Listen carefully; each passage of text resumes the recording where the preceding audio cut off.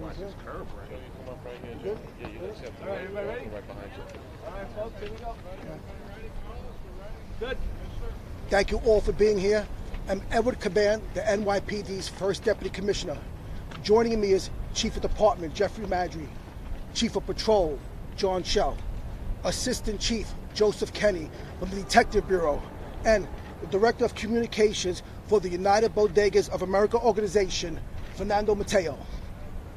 We are here to share some details about a horrific murder that took place here on Friday evening, and to stand in solidarity with the thousands of hard-working New Yorkers who earn their living in our neighborhood bodegas. On Friday evening, just after 11 p.m., an innocent New Yorker, a 67-year-old man who was a fixture at this bodega, was shot and killed without provocation inside this store. At this time, we believe the motive to be robbery. Assistant Chief Kenny will provide additional details surrounding this crime, as well as other crimes we think are connected with the suspect wanted in this murder. But first, let me say, we are all outraged by this act of violence. Each of us here grew up in this city. We know what the neighborhood bodega means. For some of us, it was like an extension of our living rooms. The clerk behind the counter was like family. It doesn't surprise me that people have left cards, candles, and flowers here. At the height of COVID, these frontline workers delivered for all of us, both big and small. We haven't forgotten that.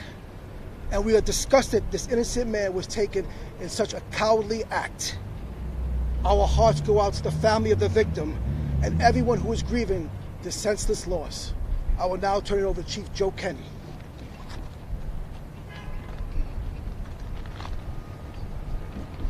Thank you, Commissioner. I'm Chief Joe Kenny from the Detective Bureau. Good afternoon. On Friday, March 3rd, at approximately 11:28 p.m., a robbery occurred inside of 201 East 81 Street Deli, called the Day Owner Deli.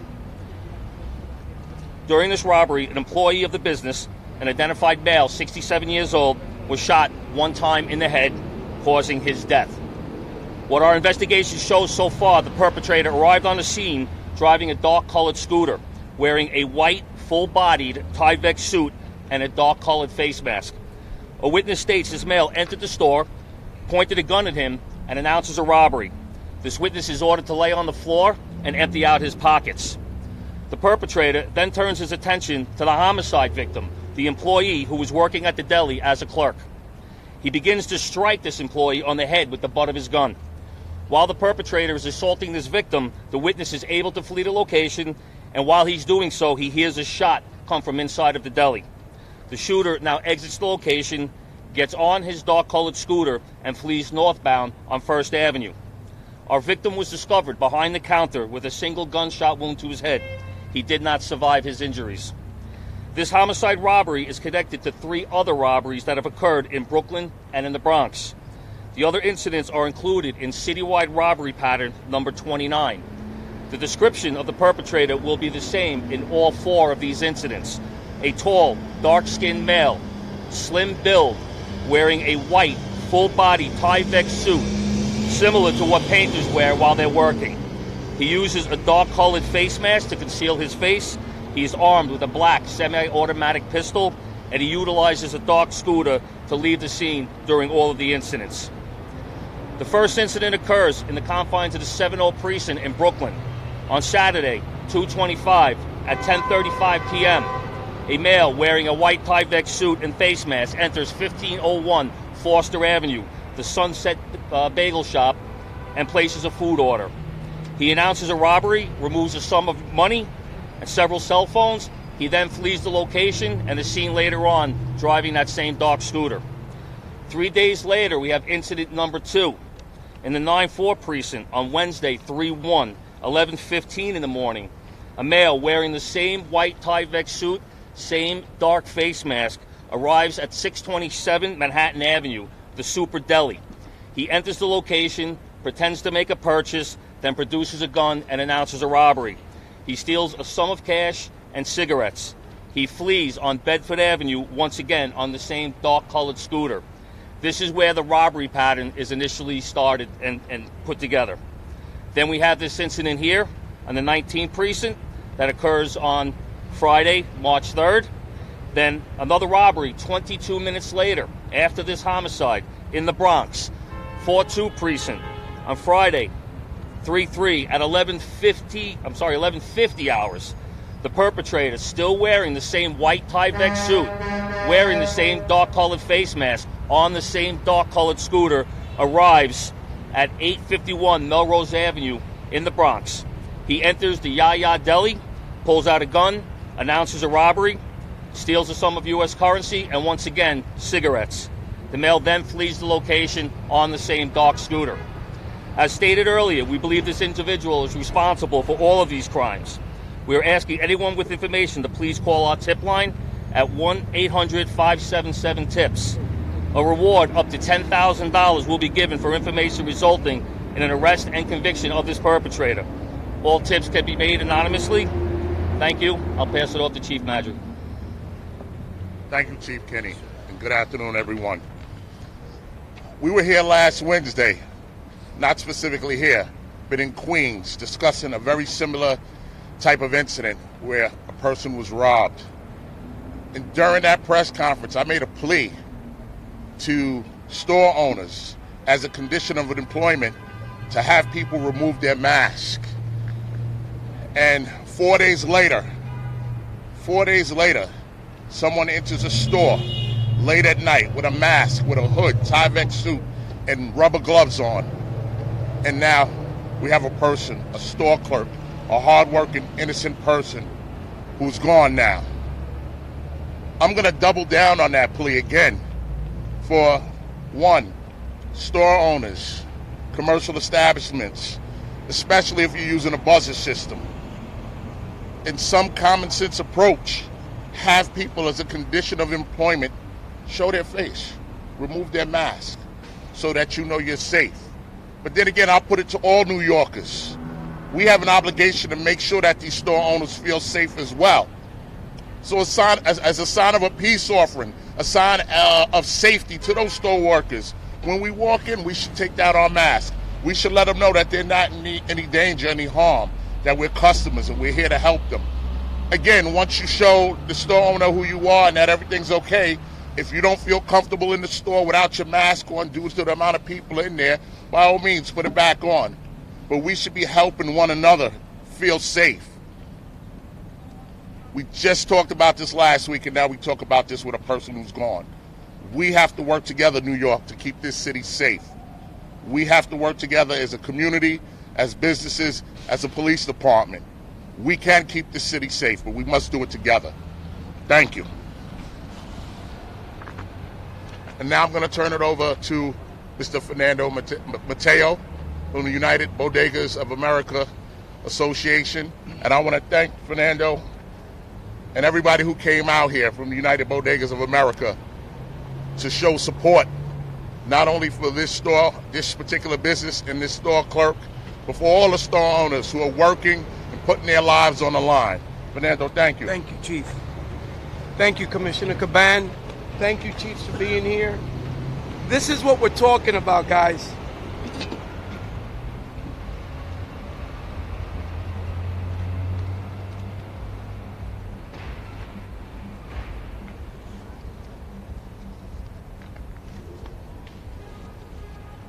This is what we're talking about. This is what we don't want. This is what the chief is talking about. Not about this and an old lady with a cane walking into a bodega, or a senior walking into a bodega that feels unsafe because of his health walking without a mask. We're talking about all those people that hoodie up, that cover their entire face so that the police department cannot identify them when they commit a crime. These criminals have gotten so comfortable that they're doing it repeatedly. And things get out of hand and people are killed. I think that PD has enough on their hands trying to keep us safe. We as bodega owners need to do whatever we can do to make their job easier. And if that means putting a buzzer at your door and letting people coming in that you cannot see know that they're not allowed in without removing their mask, then that's what it's going to be. Safety first is what we tell them. This man that worked in this deli back here, in this bodega back here, was doing it to support his family, like all of these men and women that own bodegas and closed down their bodegas today to be here. Because this is how important this is. This is crucial to our city. And it's not only bodegas. Marshall's in Harlem has lost $4 million with looters this year. And they all go in looking the same way, covering their faces. It's about all the small businesses in New York. You know, we need to take our city back. And we need to do what has to be done to make that happen. So for those that want to maybe criticize what we are asking for, we invite them to come and work one day or one night in a bodega and live what these people are living so that they understand that we are not trying to pick on anybody. We are just trying to get back home alive and safe to our families. So once again, Chief, Commissioner, Chiefs, the department, from our hearts, we thank you for being here and showing us that you care, showing us that you really mean business, and we appreciate it. And this is what we're going to put on our doors, letting people know. Take it off, and once we can identify who you are, put it back on if you'd like. But we want to see you. And we're going to tell cab drivers to do the same. Don't allow anyone that you cannot see in your car. Because once they're in there, they're going to rob you, they're going to kill you, they're going to take your life. So this is an all-out effort to keep our city safe. Thank you, Chief. Thank you, Commissioner. I appreciate it.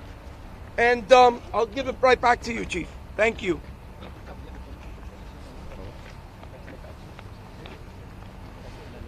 All right, we're going to open it up to a couple of questions. We'll start off with Kimberly Richardson from ABC. Someone like this, the average person that is up to good and not up to no good, when you ask them to take their mask off, they're going to oblige, of course. This dude, like, he's hell-bent on doing what he's going to do. So is it realistic that someone like this, he's not going to take his mask off, he's going to open fire and shoot? So the whole mask thing, in this case, it seems kind of silly. Well, like I said, it's a common sense approach. It may work in some stores, it may not work in some stores. Some stores have buzzer systems. Some stores, you know, they let you in, they open the door. It's a common sense approach. If it's a store that's wide open with a door wide open, of course it's going to be more difficult. But again, a common sense approach. And what I didn't say and what we said last week is we're offering crime prevention surveys to all the stores as well. So one of the recommendations of the survey may be to, hey, after a certain time, put the buzzer on, keep the door closed, and let an employee allow people in. Our workers have to do what they need to do to keep themselves safe. At this point, is there any rhyme or reason as to where he's sitting and why he's sitting? I said at this point the pattern was established. He's in 3 different boroughs. So right now there is no rhyme or reason. We just know that he is utilizing his scooter, which means he gets around pretty freely. He's utilizing the scooter. We have him fleeing 3 of the locations on the scooter. And after the first incident in the 7-0 precinct, we have him later on that afternoon on that same scooter. All right, we're going to go with Christy, 1010 wins. Hi, for Nano Mateo or anybody else, is there any word on more businesses trying to implement the buzzer system, trying to make it more proactive approach other than the mask policy? And are you planning on maybe any consequences for not wearing your mask? Well, at this particular time, we're offering $5,000 reward on top of their $10,000 to capture this guy. But what we've done in bodegas is implemented the Safe Haven bodega. Safe Haven bodegas have buttons to buzz you in and buzz you out. This way we prevent things like Leandro, who got killed, Lisandro, that got killed in the Bronx, the kid many years ago. So there are a lot of bodegas now that have buzzers coming in and out. And I just want to add to the silliness that Kimberly asked about. It's not silly, Kimberly. This is real. This is lives. You know, us asking people to take their masks off is not a silly thing. It's a real thing. And it's a thing that is going to help them stay alive. So we really appreciate, you know, getting the word out. You're going into a small business, into a bodega, be ready to take your masks off. Some bodegas will not allow you to come in. Some will, but a lot of them will not. And it's only to keep themselves safe.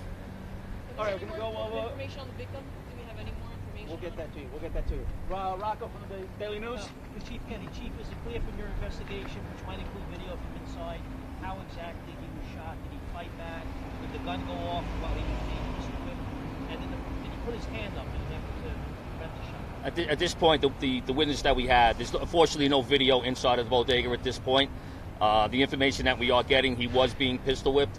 We do have an injury to his left hand, which could indicate the fact that he put his hand up, tried to defend himself, and the gun may have went off then. All right, this will be, guys. Chief, what are the biggest challenges you're having? No, I wasn't playing. Adam.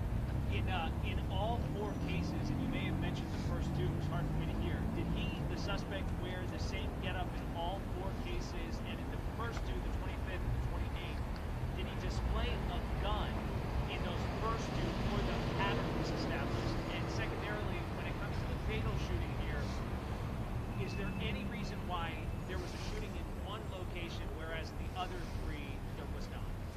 Well, as far as the attire during all four incidents is exactly the same. The method is exactly the same. He's wearing a Tyvek suit. So you have the first incident in Brooklyn. It happens. A wanted flyer was generated immediately and passed out to the officers on patrol. A couple of days later, we had the second incident occurs in Brooklyn. We have Central Robbery Division goes through every robbery every day. They make the connection by seeing the Tyvek suit. The pattern's established immediately, and that's how we started that pattern. The other two incidents, obviously this homicide here and the incident that occurred in the Bronx, once again, the Tyvek suit. So that's why it's all being tied in. As far as why he shot this victim here, couldn't really tell you. It just appears maybe while he was pistol whipping the subject, the gun may have gone off. All right, this is our last question. Tina Moore, North Post. Challenges you're running into in this case? Because we can't use facial recognition, or why not? We do have one image captured from a 7-Eleven after the 7-0 incident.